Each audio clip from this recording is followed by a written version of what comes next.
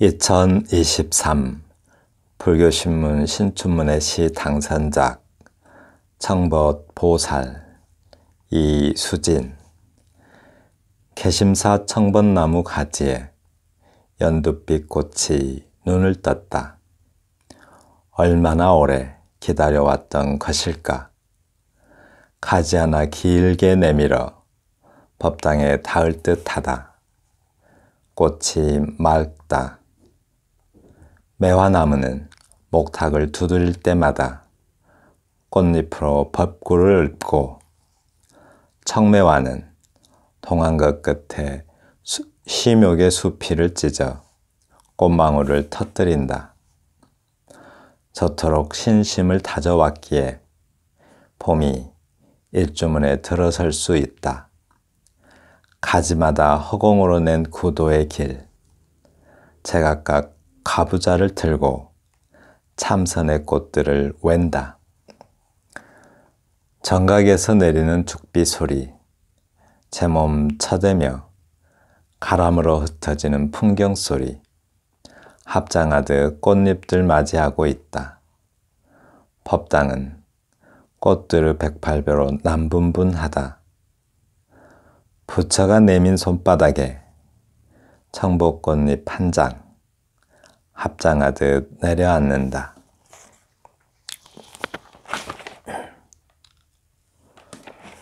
청벗보살, 벚나무가 보살님이래요. 네, 그러니까 어떤 구도승처럼 어떤 그 깨달음을 얻고자 하는 그런 보살이라고 합니다. 청벗나무는 아주 희귀종이라고 해요. 제가 식물 유튜브 하니까 벚나무에 대해서 많이 연구했었는데요. 저도 청벗나무를 본 적은 없어요. 그런데 충남 흰색이죠. 흰색이긴 한데 조금 노란색이 기운이 있다고 해야 될까요? 그런 꽃입니다. 그러니까 충남 서산에 개심사라는 절이 있다고 합니다. 거기에 네 그루가 있는데 아주 번식이 어려웠었는데 한 농민이 대량 번식에 성공을 했다고 해요. 젖붙이는 방식으로 해서 성공을 해서 그 지역이 청벗나무 군락지로 이렇게 좀 진해의 벚꽃으로 유명하듯이 그렇게 할 생각인가 봅니다. 그 지역사회에 수백 그루를 또 기증했다고 해요. 참 훌륭한 농민입니다. 개심사 청벗나무 가지에 연두빛 꽃이 눈을 떴다. 전체적인 내용으로 보니까 이 청벗나무가 꽃이 핀 것은 어떤 청벗나무를 어떤 수도승으로 이렇게 생각하면서 시를 쓴 것 같습니다. 그래서 도를 구하는 어떤 수행자가 깨달음을 얻기 시작했다라는 말로 보여요. 이 눈을 뜬다는 것. 절에 가면 모거라고 있죠. 모거. 눈을 감지 않고 계속 뜨고 있죠. 항상 눈 뜨고 있는 상태를 말해요. 정신이 깨어있는 상태죠. 그래서 연두빛 꽃이 피었다, 이런 눈을 떴다 이 말은 꽃이 피었다가 아니고 눈을 떴다라고 말하잖아요. 그래서 깨달음을 얻기 시작했다라는 말로 보입니다. 얼마나 오래 기다려왔던 것일까라고 했네요. 네, 얼마나 오랫동안. 그렇죠. 이 말은 또 어떻게 들려요? 수행을 또는 참선을 얼마나 오래 했을까 이렇게 묻고 있는 듯 합니다. 가지 하나 길게 뻗어 내밀어 법당에 닿을 듯 하다라고 해요. 법당은 기도도 하고 수행하고 참선하는 곳인데 이 청벗나무가 자기도 그렇게 어떤 참선에 참여하고 싶어 하는 듯 그런 느낌이 들죠. 굉장히 길게 내밀어 법당에 닿을 듯 하대요. 법당에 꽃을 피우듯이 깨달음을 얻고자 하는 마음이 아주 간절하다라는 말로 보입니다. 꽃이 맑다. 왜 꽃이 맑다고 했을까요? 꽃은 아까 위에서 눈을 떴다 이렇게 말하듯이, 그렇죠? 꽃은 깨달음을 좀 상징하는 것으로 이 시에서는 보입니다. 그래서 맑다라고 표현했습니다. 꽃이 화려하지도 않고 또 아름답다 이런 게 아니라 맑대요. 마치 깨달음 같다라는 거죠. 매화나무는 목탁 두드릴 때마다. 매화나무. 지금까지 청벚나무 이야기하다가 갑자기 매화나무가 나오고 있습니다. 목탁을 두드릴 때마다 꽃잎으로 법구를 읊고 라고 했어요. 법구라는 것은 부처님 설법을 법이라고 그러는데, 그러니까 불경 같은 걸 말하죠. 구는 글귀 구자 써요. 그래서 어떤 불경의 글귀를 법구라고 합니다. 매화나무에서 그러니까 신심이라고 하죠. 매화나무도 어떤 신심이 깊어서, 신심이라는 것은 좀 신앙심 같은 거죠. 믿는 마음, 그것이 깊어서 목소리를 들으면 이렇게 꽃잎을 입술 삼아서 불경을 읊조린다라고 말하는 것 같습니다. 꽃잎이 입술이래요. 그래서 꽃잎이 흔들리면 마치 불경을 읊조리고 있는 것처럼 그렇게 시에는 상상하고 있습니다. 네, 매화나무도 지금 수행을 하고 있는 것이죠. 참선을 하든. 청매화는 동안것 끝에 심욕의 수피를 찢어 꽃망울을 터뜨린다라고 했네요. 청매화, 아까는 청벗이었는데 지금 나온 것은 청매화죠. 매화는 백매화가 있고 청매화가 있고 또 홍매화가 있어요. 네, 쑥쑥 식물 읽어주는 시인 유튜브에 가셔서 청매화 쳐보면 나올지 모르겠네요. 청매화는, 그러니까 백매화는 꽃술, 꽃받침이라고 그래요. 꽃잎 바로 밑에 있는 거. 그게 약간 붉은 무늬가 있어요. 그런데 청매화는 꽃받침이 청록색입니다. 좀 진한 녹색. 네, 그런 색깔이에요. 동안것 끝에 심욕, 욕심을 심욕이라고 하는데, 마음의 욕심을 심욕이라고 해요. 심욕의 수피를 찢어, 수피는 나무 껍질을 말하죠. 그 나무 껍질을 찢어서 꽃망울을 터뜨렸다라고요. 드디어 눈을 뜬 거죠. 즉 깨달음을 얻었다라는 말로 보입니다. 불교니까요. 그죠? 동안거, 오랜 수행 끝에 자신의 욕심을 버리고 또 심욕의 숲이라고 했잖아요. 욕심이 들어있는 욕심을 다 밖으로 나가게 욕심을 감싸고 있는 수피를 찢어서 깨달음을 드디어 득도를 했다라고 말하는 것 같습니다.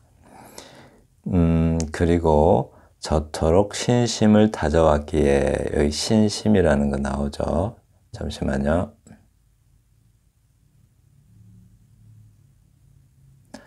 저토록 신심을 다져왔기에, 저토록이 뭐예요? 자신의 심욕의 마음의 욕심을 감싸고 있던 수피를 찢을 정도의 그러한 어떤 믿는 마음을 다져왔기에 봄이 일주문에 들어설 수 있다라고 표현했습니다. 청매화가 마치 수동승처럼 동안거 수행을 한 뒤에 깨달음을 얻고 어떤 환희의 웃음을 보인 것처럼, 또 그러했기 때문에, 그런 수도하는 어떤 수도를 열심히 했기 때문에 봄이 절마당에 들어온 것도 바로 청매화의 어떤 신심 때문이라고 말하는 것 같습니다. 청매화가 어떤 수행을 잘하여서 봄이 왔다라고 표현하고 있습니다. 가지마다 허공으로 낸 구도의 길, 가지를 보면서, 가지가 이리 뻗고 저리 뻗고 하는데 그 가지를 보면서 그것이 구도의 길이래요. 제각각 가부좌를 틀고 참선의 꽃들을 웬다라고 합니다. 아까는 꽃잎으로 어떤 그 법구를 웬다고 했는데 이번에는 제각각 가부좌를 틀고서 참선의 꽃잎을 웬대요. 법구하고 같은 말인데 서로 바꿔놨죠. 그러니까 시인이 보기에는 가지는 어떤 매화나무 가지. 매화나무는 가지가 이렇게 좀 반듯하게 안 뻗고 꾸불꾸불하죠. 꾸불꾸불해요.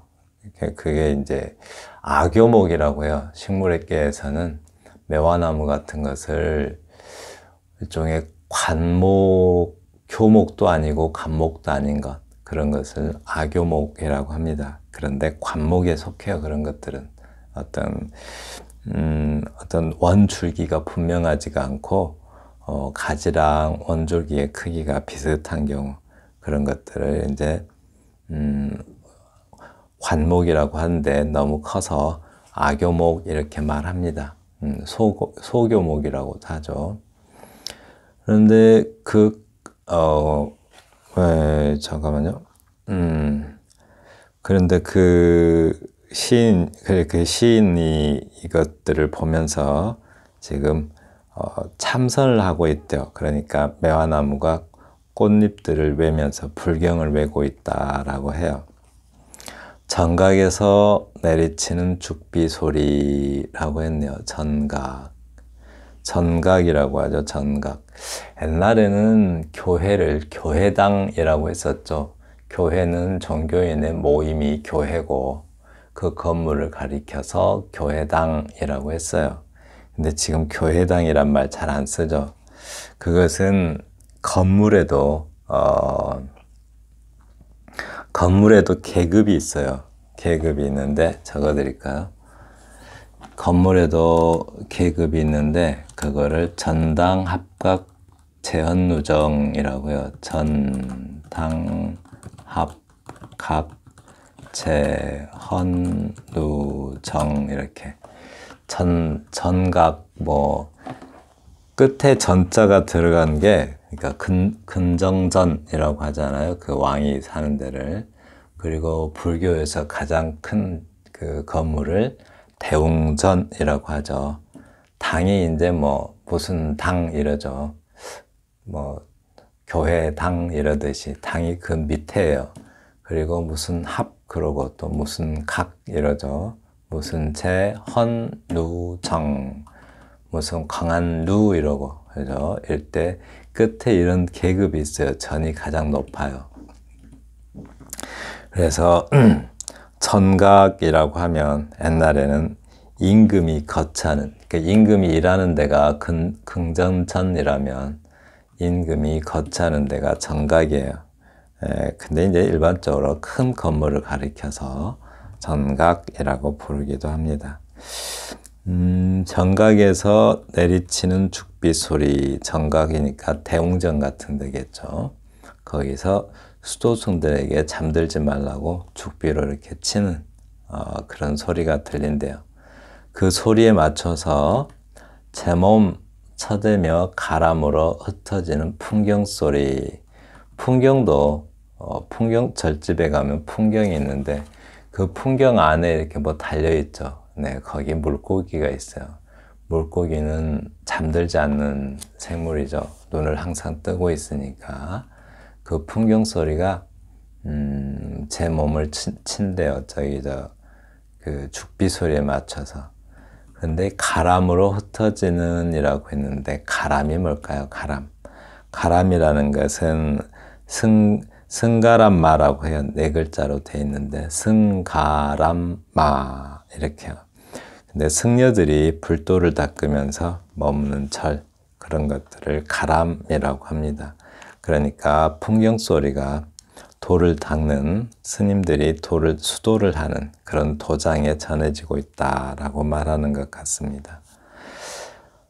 합장하듯 꽃잎들을 맞이하고 있다. 풍경 소리가 꽃잎들을 맞이하고 있대요. 마치 합장을 하듯 소리가 원래 온관념은 이렇게 소리인데 이렇게 그 소리가 꼭 합장하는 것 같죠. 시각적으로 표현하고 있죠. 중고등학교 시험 같으면 뭐 공감각적 이미지하고 그 시험에 나오죠. 그런데 우리는 시험 볼 거 아니잖아요. 법당은 꽃들의 108배로 남분분하다. 법당은 꽃, 이걸 좀 이중적 의미가 있는 것 같아요. 꽃들이 펄렁펄렁하니까 법당 주변에서 꽃잎들이 펄렁펄렁하니까 팔랑팔랑하니까 108배 하고 있는 것처럼 보았을 수도 있고요. 반대로 법당 안에서 108배 하는 신도들을 보면서 그 신도들을 꽃들로 표현하고 있는 것일 수도 있죠. 남분분하다 이런 말은 좀 어지럽게 흩어져 있어서 어지럽다라는 뜻입니다. 아무래도 꽃잎들로 보이죠. 꽃잎들이 108배, 사람처럼 108배 하고 있는 것처럼 말하는 것 같아요. 그런 매화나무 꽃잎들도, 매화나무도 마치 사람이 꽃을 필 때까지는 어떤 수도승들이 깨달음을 얻을 때까지 수도를 하듯이 매화나무든 청벚나무든 그 꽃을 필 때까지 긴 겨울 동안 스님이 동안거를 보내듯이 동안거 수도를 하듯이 긴 겨울 동안 매화나무나 뭐 벚나무는 그런 겨울을 그렇게 수도하면서 보내서 꽃을 피웠다라고 해요. 부처가 내민 손바닥에 청벚꽃잎 한 장 합장하듯 내려앉는다 라고 했네요. 아까는 풍경 소리가 합장하듯이라고 말했고, 이번에는 청벚꽃잎이 합장하듯 내려앉는다 라고 해요. 땅바닥에 내려앉는 건데, 그 땅바닥을 부처님 손바닥으로 생각한 것 같습니다. 그러니까 절집의 마당을 부처님 손바닥으로 생각하는 것 같고요. 청벚꽃잎이 어떤 깨달음을 얻고 다시 지상으로 내려온대요. 그래서 보살인가 봐요. 보살은 왜 여기서 청벗보살이라고 했잖아요. 제목에서. 이런 거는 깨달음을 얻으면 그냥 부처가 되거나 보살이라는 것은 그 부처가 되지 않고 남아서 중생을 구도하겠다는, 충분히 부처가 되는 급인데, 제가 설명이 좀 불안한데요. 충분히 부처가 되는 그런 경지예요. 그런 경지인데 부처가 되지 않고 이 어떤 인간 세상에 남아서 중생의 세계에서 남아서 중생을 구도하는 일을 계속 해나가는 사람, 그런 어떤 단계를 보살이라고 해요. 그래서 이 청벚꽃잎이 저 하늘로 올라가지 않고 합장하듯 내려앉는다고 했어요. 부처가 내민 손바닥에, 이 말은 절집 마당 같죠. 그 마당에 청벚꽃잎 한 장이 합장하듯 내려앉는다. 바로 그래서 보살이다 라고 말하는 것 같습니다. 어떤 그 깨달음이라는 어떤 마치 뭐 꽃잎 한 장이 기도하듯이 어떤 곱게 땅에 내려앉는 그 모습을 보면서 저 꽃잎이 땅에 떨어지는 것이 바로 그런 어떤 보살이 되는 어떤 과정, 어떤 시각적 모습으로 말하는 것 같습니다. 뭐 또 다르게 볼 수도 있겠죠. 어떤 그 긴 어떤 겨울을 보내고 나서 피운 꽃잎이 아까 저 위에서 말한 것처럼 깨달음이 꽃잎이 되어서 땅에 떨어져서 부처와 하나가 된다. 왜냐하면 부처님 손바닥 위에 내려앉는 거니까 그 꽃잎이 하나의 깨달음이 되어서 부처님과 하나가 된다. 즉 하나의 부처가 된다라고 말하는 것 같기도 해요. 그런데 첫 번째 설명이 좀 어울리죠. 왜냐하면 제목이 청벗보살이라고 했고 또 보살이니까 당연히 인간 세계로 내려와야 되는 거죠. 저기 풍경소리라는 말이 있어서 정호승님의 풍경 달다라는 시를 하나 읊어드리고 싶네요. 운주사 와불림 뵙고 돌아오는 길에 그대 가슴의 처마 끝에 풍경을 달고 돌아왔다. 먼 데서 바람 불어와 풍경 소리 들리면 보고 싶은 내 마음이 찾아간 줄 알아라. 시 참 좋죠. 네, 지금까지 2023 불교신문 신춘문예 시 당선작 청벗보살 이수신 시인님의 시를 함께 감상하여 보았습니다. 감사합니다.